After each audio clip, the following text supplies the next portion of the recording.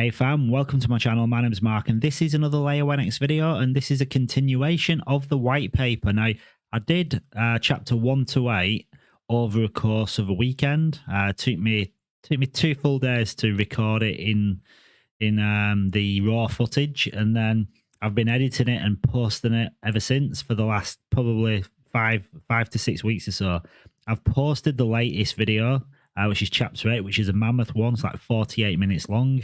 So over the course of today and tomorrow, I'm going to try and record chapters 9 all the way through to the end of the white paper with a bit of luck. And then over the course of the next 1 to 2 months, get editing it and posting it out in segments. So this is chapter 9, and it's L1X transaction lifecycle. And the first thing we're looking at is a flow diagram, and you got the user that's transferring tokens, put the recipient address in. The amount is 1,000. The first thing it does, it creates the transaction. It goes to the full node, and then it goes to authenticate the transaction through full node. And then you've got one output going to a validator node, which then goes to the cluster registry management, then the cluster assignment randomizer, and then the aggregator cluster checkpoint.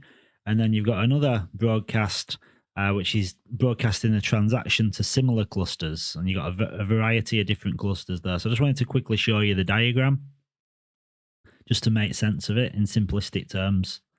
And that's figure 3, L1X transaction lifecycle. So number 1, the user digitally signs the transaction using ECDSA and submits the transaction to the L1X network. The full node in the L1X network verifies the authenticity of the transaction, and the authenticated transaction is added to the mempool. The full node queries validator nodes, i.e. mobile devices, to get cluster information. The validator node sends the details of similar clusters and the full nodes in the cluster. Now, the full node broadcasts the transaction to the cluster nodes. All the cluster nodes perform logical validation for the transaction. At this stage, the block proposer is randomly selected by the POX consensus mechanism. The block proposer creates a block containing multiple validated transactions and applies zero knowledge proof on the block. The block proposer broadcasts the block to the connected nodes in similar clusters. The full nodes in the network perform block validation and send it to peers. The user is intimated about the successful transaction.